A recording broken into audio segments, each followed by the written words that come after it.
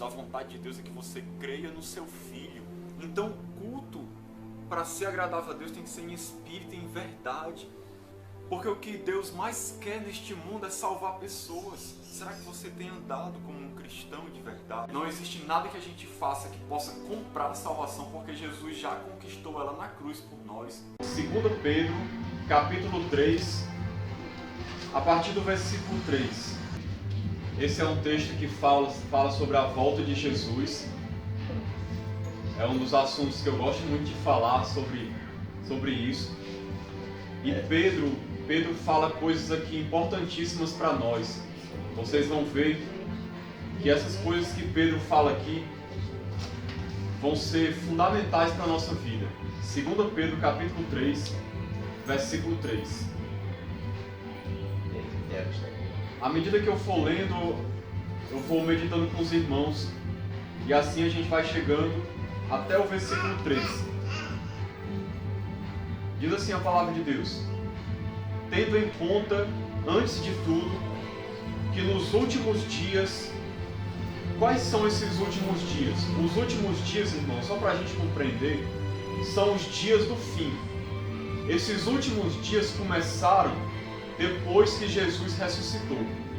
Depois que Jesus ressuscitou, esses dias de lá para cá são os últimos dias, ou seja, os últimos dias da existência humana aqui nessa terra, como a gente conhece.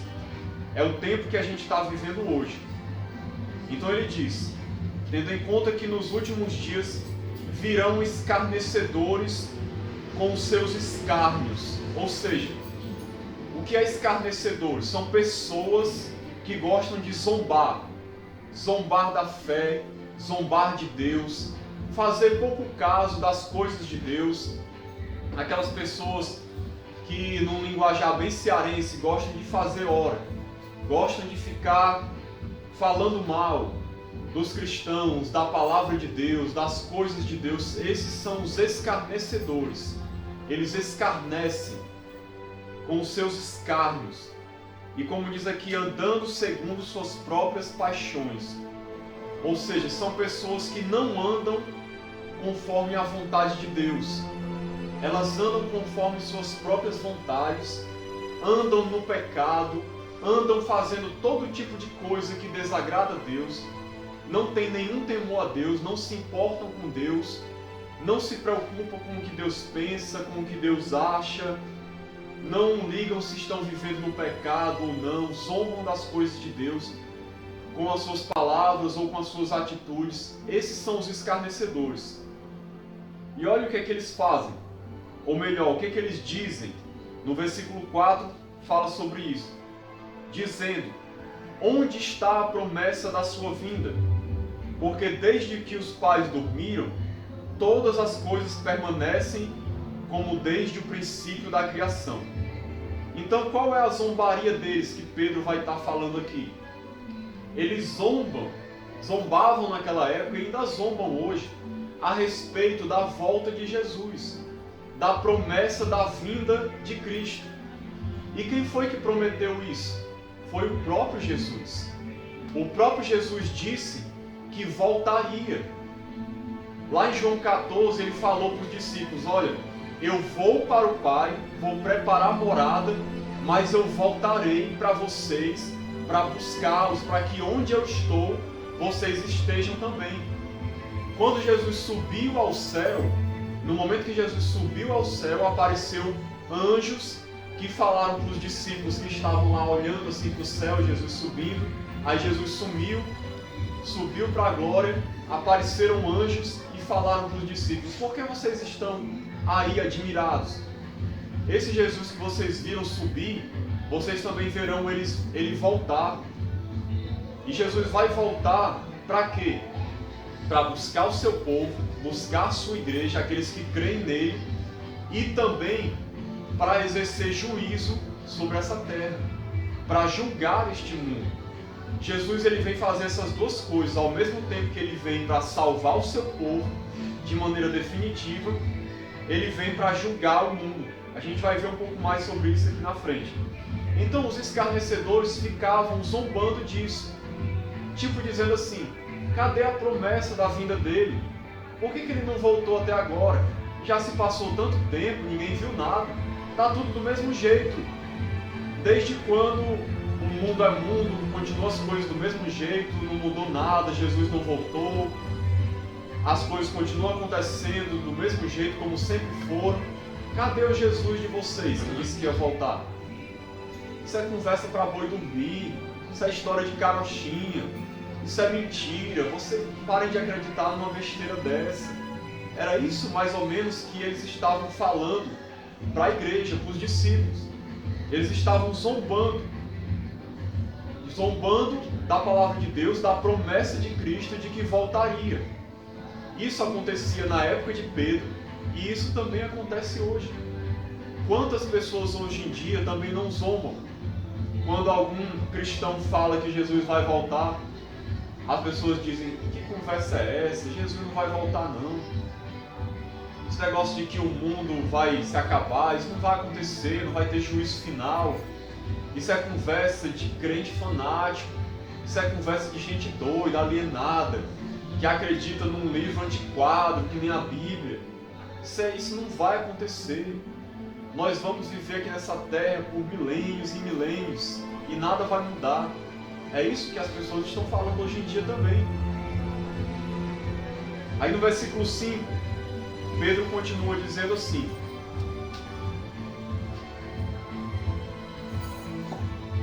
porque deliberadamente esquecem que de longo tempo houve céus bem como terra, a qual surgiu da água e através da água pela palavra de Deus. Aqui ele está falando brevemente de como foi a criação, que surgiu ali através da água. Deus criou os céus e terra, depois organizou as águas em cima e embaixo e criou tudo pelo poder da sua palavra. E aí ele continua dizendo: pela qual, ou seja, pela água, ou pela palavra de Deus, veio a perecer o mundo daquele tempo afogado em água. Então, olha só, irmãos, ele está lembrando aqui do que aconteceu no passado. Ele está falando em outras palavras. As pessoas esquecem que sempre houve céus e terra, mas pela palavra de Deus, o mundo antigo, é o que ele diz no versículo 6, veio a perecer o mundo daquele tempo afogado em água. Ele está falando de que aqui? Do dilúvio. Na época do dilúvio, foi do mesmo jeito como é hoje. O mundo estava terrível. O homem estava afundado no pecado. A palavra de Deus diz que era mal. Tudo que havia no coração do homem era maldade. As pessoas viviam no pecado. O que foi que Deus fez? Anunciou que viria o juízo sobre a terra. Chamou Noé para que Noé construísse a arca para poder salvar ele, a sua família e os animais. E Noé era pregador da justiça. É o que o próprio Pedro fala. Porque Noé, ele anunciava essa palavra de Deus, de que viria julgamento de Deus, de que Deus ia acabar com tudo, ia condenar a humanidade por causa dos seus pecados. Agora, o que aconteceu naquela época? As pessoas devem ter zombado também da mesma maneira. As pessoas devem ter ridicularizado muito Noé. Imagine quantas pessoas não disseram para Noé assim: Noé, tu está ficando doido. Por que tu está construindo uma arca dessa no meio do deserto, praticamente, longe do mar, dizendo que o mundo vai se acabar em água? Noé, tu está enlouquecendo, deixa de besteira, homem, para com isso. Muitas pessoas devem ter zombado dele. Mas Deus tinha prometido pela sua palavra que ia julgar o mundo, condenar o mundo, por causa do pecado, afogado em água. Então, quando menos se esperava, o que foi que aconteceu? Veio um dilúvio, 40 dias e 40 noites chovendo direto, e o mundo todo daquela época pereceu, afogado em água. Só quem escapou foi Noé e a sua família. Por que Pedro está trazendo isso à memória? É o que a gente vai ver aqui no versículo 7. Ora, os céus que agora existem e a terra, pela mesma palavra, têm sido entesourados para fogo, estando reservados para o dia do juízo e destruição dos homens ímpios. Então, a gente vê agora por que Noé citou o dilúvio. Ele citou o dilúvio para poder dizer o seguinte: olha, a mesma palavra de Deus que Deus falou naquela época, que o mundo ia perecer, ia ser destruído por água, e aconteceu, foi destruído. Essa mesma palavra de Deus foi proclamada hoje, com relação aos céus e à terra que existem agora. Deus falou que isso tudo está entesourado para o fogo. Entesourado para o fogo significa o quê? Está reservado, guardado para ser consumido pelo fogo. Agora o mundo não vai mais acabar num dilúvio, mas no final de tudo, quando Jesus voltar, tudo vai ser destruído com fogo. Vai ser uma destruição completa dessa terra, dos céus e da terra. Tudo vai ser destruído. Tudo vai ser aniquilado. Tudo está guardado para fogo. Está reservado, preparado para quando vier o fogo do julgamento de Deus. É isso que Pedro está alertando o povo, de que a mesma palavra de Deus que foi proclamada naquela época prometeu isso. Então, irmãos, se naquela época Deus falou e aconteceu, podemos ter certeza que na época de hoje também vai acontecer. Só é questão de tempo. O juízo de Deus vai vir. Jesus, ele vai voltar, como ele diz aqui, estando reservados para o dia do juízo e destruição dos homens ímpios. Quem são os homens ímpios? São as pessoas que não creem em Jesus, que vivem nos seus pecados, que não reconheceram a Cristo como seu Salvador, que vivem longe de Deus. São as pessoas ímpias. Ímpio quer dizer impiedade, alguém que vive na maldade. Então, essas pessoas vão ser destruídas, ou seja, elas vão ser mortas no dia que Jesus voltar. Depois elas vão ressuscitar para continuar condenadas, mas elas vão ser mortas nesse dia. Que dia? O dia que ele fala que é o dia do juízo. O dia da volta de Jesus, irmãos, é o dia do juízo. É o dia do julgamento de Deus. Interessante, esse dia ele vai ser dia de bênção, vai ser um dia de profunda alegria, mas para quem? Para a igreja. Esse dia da volta de Jesus, para a igreja, vai ser o dia mais feliz daquele que é cristão. É o dia mais aguardado, é o dia mais esperado, é o dia que o sinal de Cristo vai aparecer no céu e ele vai vir como um relâmpago de oriente a ocidente, todo olho verá ele. Vai vir com os seus anjos para poder arrebatar a sua igreja. Os seus anjos vão recolher os seus escolhidos de toda a terra. Depois que a sua igreja for recolhida, virá juízo sobre a terra. Virá juízo contra as pessoas e contra toda a criação. Não que a criação mereça o juízo, mas a criação vai ser refeita. É o que a gente vai ver aqui mais na frente. Então, esse dia, irmãos, vai ser um dia de juízo. Se as pessoas atentassem para isso e realmente caíssem em si, que isso é uma verdade tão grande que vai acontecer. Isso é tão verdade como é verdade que nós estamos vivos agora. Um dia essa palavra vai se cumprir. Um dia nós vamos ver esse dia chegar. Quer a gente esteja vivo aqui ou não, a gente vai ver esse dia chegar. É o dia do juízo. Vamos continuar aqui no versículo de número 8.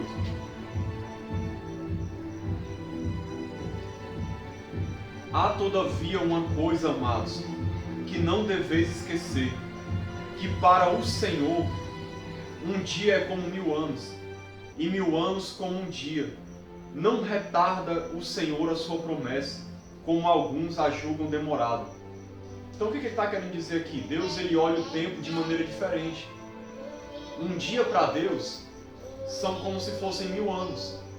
E às vezes 1000 anos para Deus é como se fosse um dia. Deus ele não vê o tempo da mesma maneira que a gente vê. Então Deus não está atrasado. Alguém pode pensar, já se passou quase 2000 anos que Jesus ressuscitou.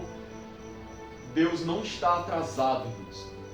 Deus ele não está, como diz aqui, ele não retarda a sua promessa. Embora muitas pessoas achem que está demorando muito. Mas Deus ele não está retardando, ou seja, ele não está demorando. Tudo vai acontecer no tempo certo. Já está determinado no relógio de Deus a hora de Jesus voltar.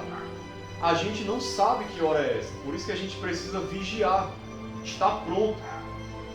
Mas Deus, ele já tem o dia determinado em que Jesus vai voltar. Tudo já está preparado para a volta dele.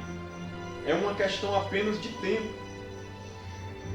Continua dizendo assim o versículo 9. Pelo contrário, ele é longânimo para convosco, ou seja, paciente, misericordioso, não querendo que nenhum pereça, senão que todos cheguem ao arrependimento. Ele dá aqui agora um motivo do porquê que Jesus não volta logo, bem rápido, como as pessoas geralmente querem. O que ele está dizendo aqui? Deus está sendo paciente para com as pessoas.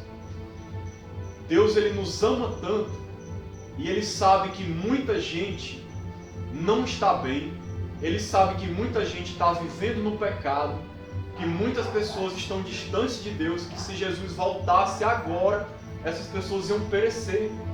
Mas como ele diz aqui, ele não quer que vocês pereçam, ele não quer que vocês morram. Deus ele nos ama tanto que ele está dando tempo para que o máximo possível de pessoas se arrependam e creiam na palavra de Jesus e se voltem para Ele, porque se elas não fizerem isso, elas vão ser condenadas. Mas Deus nos ama tanto que Ele está dando tempo, como que dizendo assim, se voltem para mim, eu estou dando mais uma oportunidade para vocês, eu estou dando mais uma chance. E aí cada dia que a gente acorda, é mais um dia que Deus está dando para cada um de nós, para que a gente continue firme, aquele que está firme, e o que não está com Deus, se volte para Deus enquanto é tempo, enquanto a porta da salvação está aberta. Porque nesse momento, irmãos, a porta da salvação, ela está escancarada. É uma porta de graça, de misericórdia, de amor, pela qual nós podemos entrar e ter um encontro com Deus, ter comunhão com Deus. Nesse momento, Deus ele está de braços abertos, esperando que as pessoas se voltem para Ele. A palavra de Deus está sendo pregada, as pessoas estão sendo alertadas, as pessoas estão sendo chamadas, porque Deus quer exercer misericórdia, Deus quer perdoar, Deus quer amar, Deus quer salvar, e Ele está esperando que as pessoas voltem. Ele está sendo longânimo, misericordioso, dando chance para as pessoas. Infelizmente as pessoas estão ignorando dia após dia as chances que Deus está dando. Mal sabem elas que vai chegar um dia em que essa oportunidade da salvação vai acabar. Porque, irmãos, a misericórdia de Deus, ela é enorme. Mas chega um dia em que a misericórdia de Deus vai ter um limite, vai ter um fim. E quando acabar a misericórdia de Deus, o que vai acontecer? Deus vai levar o seu povo e vai exercer condenação sobre aqueles que passaram a vida toda rejeitando a Cristo.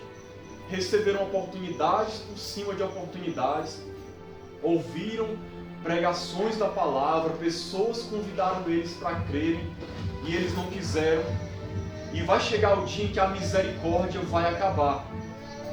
Nesse momento agora, irmãos, Jesus ele é advogado. O que significa isso? Jesus ele quer advogar a nossa causa diante de Deus. Se você se chega para Cristo, em nome de Jesus, Jesus intercede por nós para que a gente seja salvo dos nossos pecados. Ele é o nosso advogado diante de Deus. Mas vai chegar o dia, que é esse dia do juízo, quando Jesus voltar, que Ele vai se sentar no seu trono como juiz. nesse dia ele não será mais advogado, ele vai sentar como juiz. E nesse dia não adianta dizer para Jesus: Jesus, me salva, Jesus, tem misericórdia de mim, Jesus, eu quero estar contigo, Jesus, eu quero o Senhor agora, eu quero estar na tua presença. Irmãos, nesse dia, por mais que Jesus ame as pessoas, ele não vai fazer nada, porque a salvação terá um fim. A graça acabou, a misericórdia acabou. Quando Jesus voltar, vai ser para julgar a humanidade. Não é mais para salvar, para oferecer salvação. Vai ser para levar o seu povo, aqueles que já estão salvos, e condenar os outros que rejeitaram. Então, irmãos, a gente tem que entender, cada pessoa precisa entender, a oportunidade da salvação é agora. É por isso que Jesus diz: hoje, se ouvirdes a minha voz, não endureça o seu coração, ou seja, amoleça o seu coração. Porque hoje é o dia da salvação, hoje é o dia da misericórdia de Deus, hoje é o dia que nós podemos clamar e ser salvos e ser ajudados pelo Senhor. Mas naquele dia só haverá juízo. E Jesus mesmo fala que muitas pessoas naquele dia vão bater na porta e vão dizer: Senhor, deixa eu entrar. Jesus fala sobre isso, se não me engano, em Lucas capítulo 7, se não me falha a memória. Ele diz assim: Senhor, deixa eu entrar, Senhor, abre a porta para a gente. E Jesus vai dizer: afaste-se de mim, eu não conheço vocês. E aí Jesus diz que haverá choro e ranger de dentes, porque as pessoas vão ver a igreja sentada na mesa com Abraão, Isaac e Jacó, comemorando a vitória de Cristo, e elas vão se ver lançadas fora. Imagine só por um momento o tormento dessa pessoa, como é que vai ser. Imagine aqui, Jesus voltou, a porta da salvação se fechou, você quer entrar e não pode mais, e aí você sabe que a única coisa que resta para você é uma condenação por toda a eternidade. Você vai saber que não vai ter mais salvação nenhuma, que não vai ter mais chance nenhuma, que não tem como você entrar. E aí você vê seus parentes, seus amigos que creem em Jesus lá celebrando com Cristo, na glória no céu, e você se vê lançado fora e sabendo que você não tem condições de entrar. As pessoas vão chorar desesperadas, as pessoas vão lamentar, vão gritar com o mais profundo da sua alma. Tenho certeza que as pessoas vão pensar naquele dia: meu Deus, por que eu não ouvi a mensagem do Evangelho quando foi pregada para mim? Quantas chances que eu recebi, quantas vezes que Jesus falou comigo e eu rejeitei, e agora eu estou aqui lançado fora, rejeitado por toda a eternidade. Irmão, não consigo nem imaginar a dor que será essa rejeição, de você saber que a única coisa que vai aguardar a vida dessa pessoa é condenação. Vai ser muito triste, vai ser o dia mais triste da vida da pessoa. Mas Jesus não quer isso para nós. Por isso que Ele está dando tempo para que as pessoas se arrependam. Vamos lá, vamos continuar no versículo de número 10.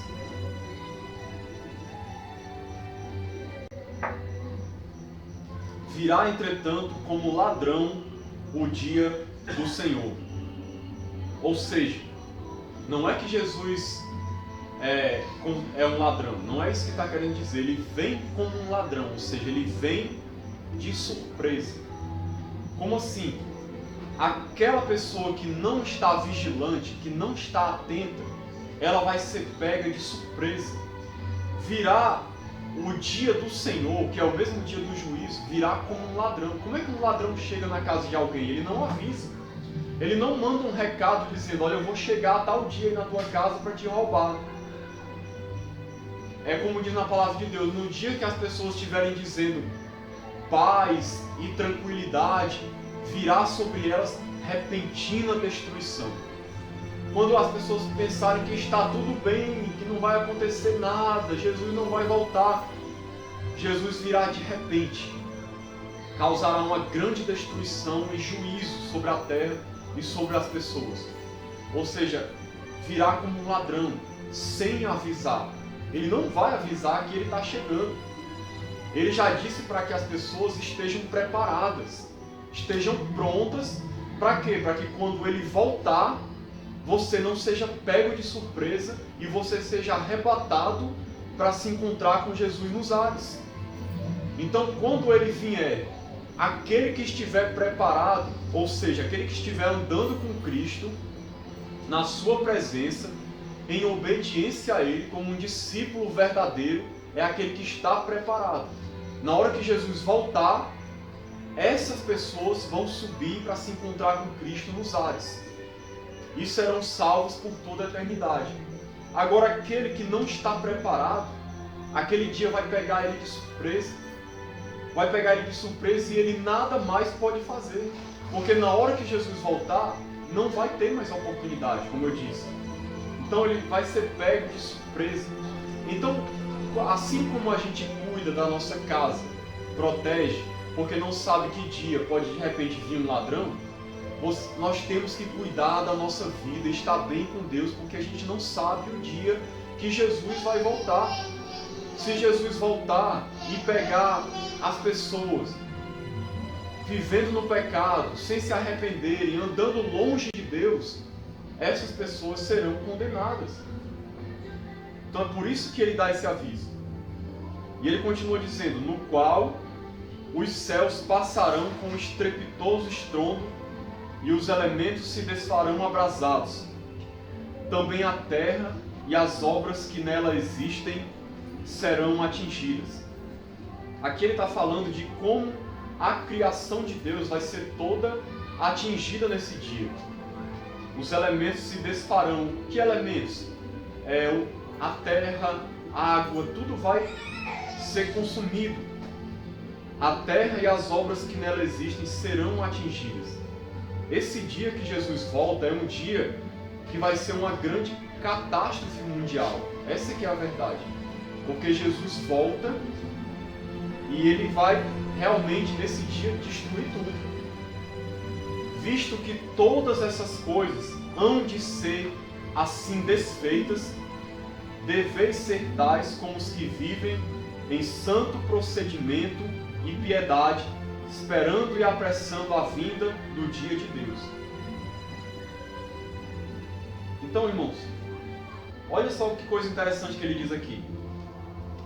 Visto que todas essas coisas serão assim desfeitas, ou seja, como tudo vai se acabar na volta de Cristo, vocês têm que ser pessoas que vivem em santo procedimento e piedade, apressando a vinda do dia de Deus. Ou seja, quanto mais a igreja se prepara, mais perto Jesus vai voltar, mais perto ele está de voltar. E nós devemos viver em santo procedimento e piedade. O que significa isso? Pedro está dizendo para a igreja mais uma vez, irmãos, se preparem, estejam vivendo em procedimento santo. O que significa isso?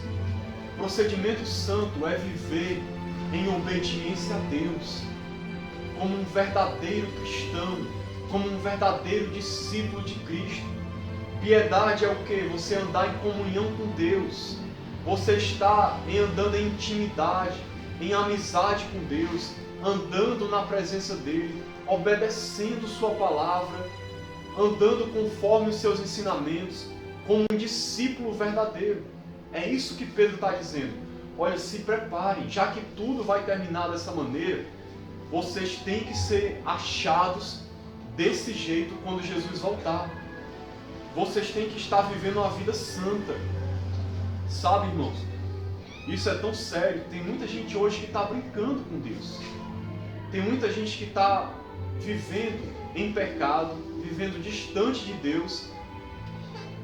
E às vezes até dizem que acreditam em Jesus, que acreditam em Deus e acham que vão para o céu.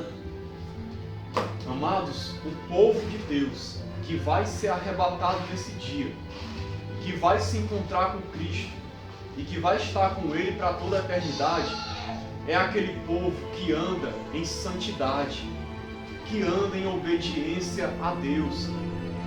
É aquele povo que tem amizade com Deus. Aquelas pessoas que têm comunhão com Deus, que falam com Deus, que meditam na sua palavra, que são seus amigos, que obedecem seus ensinamentos, que têm temor a Deus, que respeitam Deus, que querem agradar a Deus.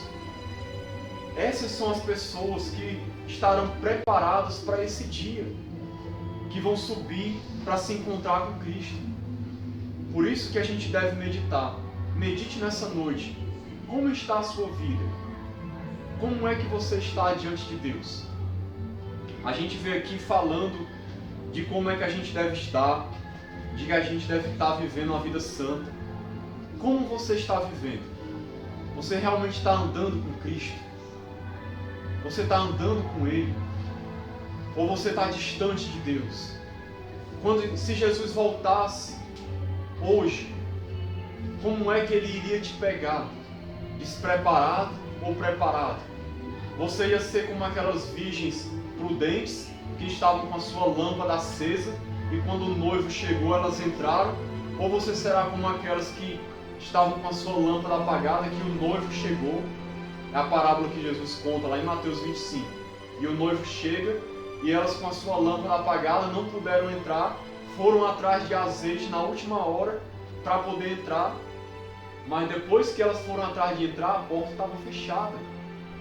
O que simboliza a lâmpada acesa com azeite? Simboliza a pessoa que está andando na presença de Deus em santo procedimento e piedade.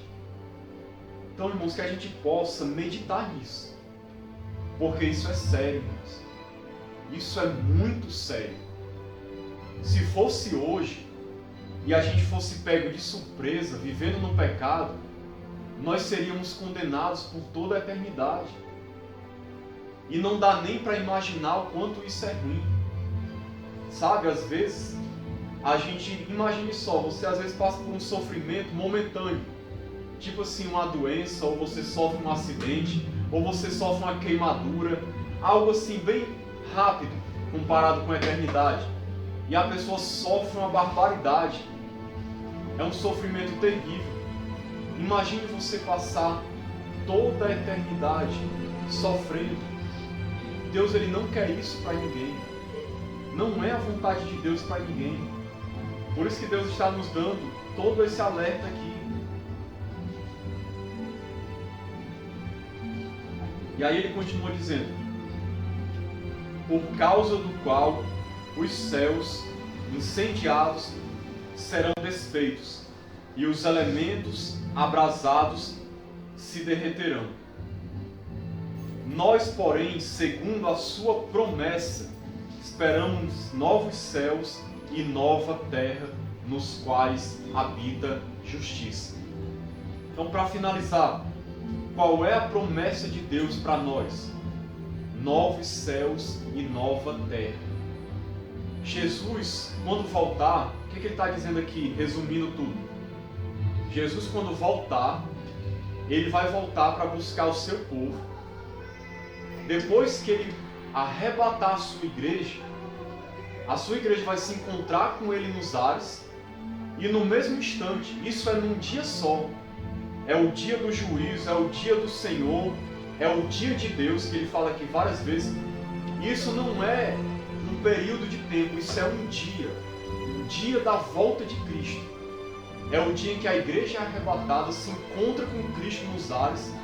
Jesus, nessa hora, vai julgar toda a terra, toda a criação vai perecer no fogo, como a gente leu aqui.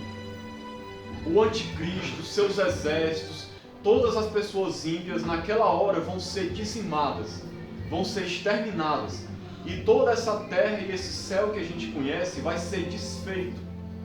E o que Jesus vai fazer? Ele vai refazer a criação. Ele vai fazer novos céus e nova terra. Para quê? Para que a sua igreja habite nos novos céus e na nova terra.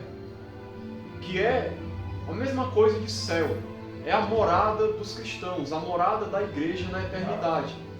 É um local onde não vai haver sofrimento, não vai haver dor, não vai haver choro, nem tristeza, nem morte, nem doença, nem pecado, nem infelicidade, depressão, nada. Vai ser tudo perfeito na presença de Deus por toda a eternidade. É isso que está reservado para o povo de Deus. Eles vão entrar nesse novo estado de novos céus e a nova terra. Isso é a eternidade. Irmão, e aqueles que morreram dizimados pelo fogo na hora que Jesus voltar? Assim como o anticristo, Satanás, a besta, o falso profeta, vão ser lançados no lago de fogo e enxofre. Do mesmo jeito, Jesus fala lá em Mateus 25, que aqueles que não crerem nele vão ser lançados também no inferno, onde vai estar Satanás, o anticristo e o falso profeta. E lá eles vão perecer por toda a eternidade, sofrer um castigo eterno de sofrimento. Não porque Deus queira fazer as pessoas sofrerem, não, mas porque as pessoas rejeitaram a Deus por toda a sua vida, como eu tenho falado. E lá no inferno, o diabo não vai estar lá para reinar. O diabo vai estar lá para ser castigado, juntamente com o anticristo e com todas as outras pessoas que vão para lá. E aí, irmãos, esse estado não muda mais. Vai ser por toda a eternidade. Nós temos duas opções, ou céu ou inferno. É isso que a Bíblia ensina. Eu não posso mentir para vocês ou omitir essa palavra para querer agradar, porque eu sei que falar de inferno às vezes parece uma coisa ruim. Mas Jesus, se você ler na Bíblia, falou mais do inferno do que do céu. Por quê? Porque ele quis alertar as pessoas. Porque esse estado ele não vai mudar mais. Depois que a gente for para o céu, a gente fica lá para sempre. Quem for para o inferno, fica lá para sempre. E o que vai determinar para onde é que a gente vai? A escolha que a gente faz hoje. A oportunidade é hoje. Se você se decide por Cristo hoje e permanece na sua presença, sua morada no céu está garantida. Aquele dia que Jesus voltar, para você não vai ser dia de juízo, vai ser dia de alegria, vai ser dia de festa, vai ser dia de consolo, vai ser o melhor dia da sua vida. Agora, para aquele que rejeitar, vai ser o pior dia da sua vida. Então, irmãos, que a gente possa meditar nisso. Medite nisso. Reflita. Essa palavra que eu falei não é minha, é a palavra de Deus. É Deus quem falou isso.